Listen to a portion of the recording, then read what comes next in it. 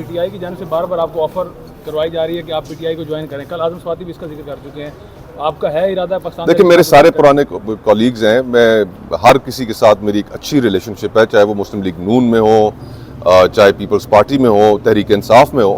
اعظم سواتی صاحب کے ساتھ بھی میرا ایک بہت اچھا تعلق ہے. میں ان کا شکر گزار ہوں کہ انہوں نے, حالانکہ وہ بڑے مشکل وقت میں اس وقت عدالت سے نکلتے ہوئے انہوں نے یہ بات کی, اور میں ان کا شکر گزار بھی ہوں. بہت مشکل وقت میں ہیں, اللہ تعالیٰ ان کی مشکلات کو آسان کرے.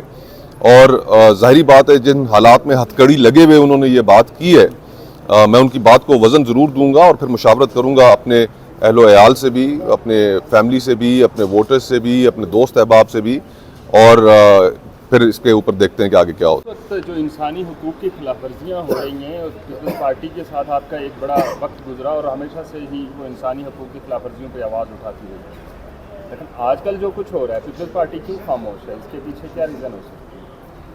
مجھے انتہائی دکھ کے ساتھ یہ بات کہنی پڑتی ہے کہ پاکستان پیپلز پارٹی کے لیے ہمیشہ ڈیموکریسی کی گفتگو, ہیومن رائٹس کی گفتگو, پولیٹیکل ورکرز کے رائٹس کی گفتگو, یہ ان کے لیے بہت اہم تھی. آج یہ ان کے لیے گفتگو اہم نظر نہیں آتی. سیاسی ورکر چاہے جس بھی جماعت سے اس کا تعلق ہو, اگر اس کے ساتھ سڑک کے اوپر کوئی زیادتی ہوتی ہے, اس کی چادر اور چار دیواری کا تقدس پامال کیا جاتا ہے, تو یہ ہم سب کے لیے لمحہ فکریہ ہونا چاہیے. تحریک انصاف کے لوگوں کے ساتھ جس طریقے سے پچھلے سال ڈیڑھ سال کے اندر پروسیکیوشن کو پرسیکیوشن میں بدلا گیا, اس کے اوپر میں سمجھتا ہوں کہ پیپلز پارٹی کو ضرور بات کرنی چاہیے تھی. اور انہوں نے اگر بات نہیں کی, جو کہ ہمیں نہیں نظر آیا کہ انہوں نے کی کسی بھی پولیٹیکل ورکر کے لیے, تو یہ وہ بوجھ ہے تاریخ کا کہ جو پھر اٹھا کر چلنا ان کے لیے مستقبل میں بہت مشکل ہو جائے گا. سر آپ کیا سمجھتے ہیں آئینی ترامیم کا جو مسودہ ہے, یہ ڈاکومنٹ ہے, اگر وہ شیئر کر دیا جاتا ہے, کیا اس کے بعد پولیٹیکل پارٹی آئینی ترمیم کے حقوق کے لیے بہتری کے لیے لائیں کریں گی کچھ اس میں سپورٹ؟ دیکھیں ڈرافٹ سامنے آئے, وہ ڈرافٹ اس کے اندر جو بھی تجاویز ہوں گی, اچھی تجاویز ہوں گی تو ان کو بالکل ہم سارے کنسیڈر کریں گے, لیکن پتہ تو چلے آ کیا رہا ہے, ابھی تو پتہ ہی نہیں ہے. اور اچانک ایک دھماکہ ہوگا اور آپ کو پتہ چلے گا کہ صبح اٹھیں گے آپ کے پاس اور 199 کا اختیار ختم کر دیا گیا. مولانا فضل الرحمان کی کچھ ترامیم بیچ میں ایڈ کی گئی ہیں, سننے میں آ رہا ہے, آپ کیا سمجھتے ہیں اس کا مطلب مولانا فضل الرحمان کچھ مولانا فضل الرحمان صاحب کو خدا خوش رکھے, اگر وہ پہلے دن جب یہ تمام تیاری مکمل تھی اگر اسپینر نہ پھینکتے تو آپ کے اور میرے حقوق تو گئے تھے. اور ہم امید کرتے ہیں کہ مولانا صاحب آخری وقت تک اپنی اس پوزیشن پر قائم رہیں گے. یہ ان کی سیاست کے ریوائیول کے لیے ایک اپرچونٹی ہے اور وہ اس اپرچونٹی کو ضائع نہیں کرتے. آج ہمارا کیس ہیئرنگ کے لیے آیا تھا ادھر اسلام آباد ہائی کورٹ میں, چیف جسٹس عامر فاروق صاحب کے سامنے, انہوں نے آرڈر کے لیے رکھ لیا ہے. ہاؤیور پشاور ہائی کورٹ میں فل بینچ کانسٹیٹیوٹ ہو گیا ہے اسی ایشو کے اوپر, اور یہاں پر انہوں نے آرڈر کے لیے رکھا ہے اور ہم ہوپفل ہیں. باقی دیکھتے ہیں کہ کیا آرڈر وہ کرتے ہیں. ان اینی کیس جو بھی آرڈر آئے, عدالتوں کا احترام اپنی جگہ پر ہے اور اس آرڈر کا بھی احترام کریں گے, اور پھر یہ بھی کنسیڈر کریں گے کہ اگر آرڈر ایڈورس آتا ہے تو پھر انٹرا کورٹ اپیل بھی ہم اس کے اوپر فائل کر سکتے ہیں. یہ وکلاء کے ساتھ مشاورت کے بعد یہ پھر طے کریں گے کہ کیا انٹرا کورٹ اپیل اپلائی کرنی ہے یا نہیں. ہمارا نقطہ اپنی جگہ پر یہی قائم ہے کہ حکومت جو مجوزہ آئینی ترمیم لے کر آ رہی ہے اس میں ٹرانسپیرنسی بالکل نہیں ہے. لوگوں کو نہیں پتا کہ ان کے حقوق کے متعلق کیا قانون سازی کی جا رہی ہے, کیا آئین سازی کی جا رہی ہے. پورے پاکستان کے لوگوں کے حقوق کے اوپر اس آئین سازی کے نتیجے میں افیکٹ ہونا ہے, اور ہماری یہی خواہش ہے کہ پبلک اور سٹیزنز ایٹ لارج نہ صرف ان کو پتہ ہونا چاہیے بلکہ ان کو اس کے اندر اپنی رائے اور تجاویز دینے کا حق بھی حاصل ہونا چاہیے, جیسے 18ویں ترمیم کے موقع پر تھا. شکریہ. جمہوری جماعتیں ہیں تو ہم اکثر دیکھتے ہیں کہ ایسی آئینی ترامیم نہیں لے کر آتی, اگر لے کر بھی آتی ہیں تو کم از کم وزیر قانون کو پتہ ہوتا ہے مسودے کا کہ کیا اس میں لکھا گیا.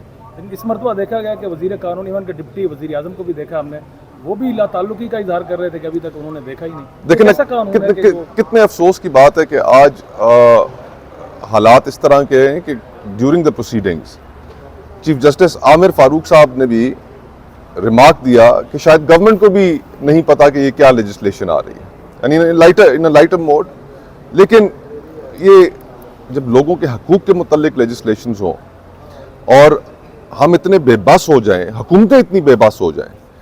مجھے تو ذاتی طور پر اعظم نذیر تارڑ صاحب میرے دوست ہیں, بڑے بھائی ہیں, ان کا مداح بھی ہوں, لیکن بینگ اے لا منسٹر ان کو ریڈ لائنز کھینچنی چاہیے تھی کہ جناب یہ لوگوں کے حقوق کے متعلق لیجسلیشن ہے اس کو اس طرح رات کے اندھیرے میں نہیں لے کر آنا چاہیے، لوگوں کے ساتھ شیئر کرنا چاہیے، لوگوں کے اس کے اوپر ویوز لینے چاہیے، اور بطور وکیل میں سمجھتا ہوں یہ اس کی ذمہ داری تھی، اور میں امید ہی کر سکتا ہوں کہ ان نون فرنٹیئرز پہ شاید وہ لڑائی کوئی ہمارے حقوق کے لیے لڑ رہے ہوں۔ اور اگر ریڈ لائن حکومت کے لیے کھینچ دی جائے کہ اگر ترامیم پاس کرانی اگر نہ ہوئی تو پھر اس کے نتائج ہو سکتے ہیں؟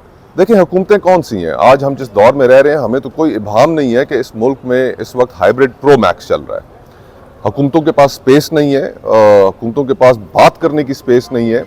جو ڈیموکریٹک سپیس تھی وہ ان پولیٹیکل پارٹیز نے پچھلے چند ماہ میں اتنی سیڈ کر دی ہے کہ آج ہم تصور پیش کر رہے ہیں کہ ہم نارتھ کوریا بننے جا رہے ہیں۔ تو یہاں پر سیاسی جماعتیں اب سیاسی جماعتیں نہیں رہ گئیں، ان کے اندر ڈفرینس آف اوپینین کی اجازت نہیں ہے، ان جماعتوں کے جو اندر اختلاف رائے رکھنے کا حق نہیں ہے۔ جو ایک دن پورا یہاں پر سینیٹرز اور ایم این اے صاحبان کو بٹھا کے رکھا گیا ان اینٹیسپیشن کہ لیجسلیشن آ رہی ہے، ان ایم این ایز اور سینیٹرز کو ایک لفظ نہیں پتا تھا اس کا۔ تو یہ کس طرح کی جمہوریت اور کس طرح کی پولیٹیکل پارٹیز کی ہم بات کر رہے ہیں؟ یہ تو اب معذرت کے ساتھ یہ تو اب ایک زمانے میں ہم بی ٹیمز کہا کرتے تھے، یہ تو اب سی ٹیم اور ڈی ٹیمز بن گئی ہیں۔ سر آپ نے ایسی پہلے ریت کبھی دیکھی کہ کوئی پارٹی اپنے ہی ایم این ایز کو پشاور میں یا کے پی کے میں چھپا رہی ہو تاکہ بعد میں انہیں کوئی مینیج نہ کر لے؟ دیکھیں یہ صرف ایک پولیٹیکل پارٹی کے ساتھ نہیں ہو رہا، لوگوں کے گھر بھی توڑے جا رہے ہیں، لوگوں کے اوپر ریڈ بھی کیا جا رہا ہے، جو ایم این اے صاحبان ہیں، سینیٹر صاحبان ہیں۔ عطا اللہ مینگل صاحب ایک جماعت کے سربراہ ہیں، وہ آن ریکارڈ ہے کہ ہمارے 2 سینیٹرز ہیں اور ان کے گھروں پہ چھاپے مارے جا رہے ہیں۔ یعنی کہ اس وقت ووٹ حاصل کرنے کے لیے 63A کے فیصلے کے بعد جو ایم این ایز اور سینیٹرز ہیں ان کی تو دروازے توڑے جا رہے ہیں کہ کسی نہ کسی طریقے سے ووٹ حاصل کر لیا جائے۔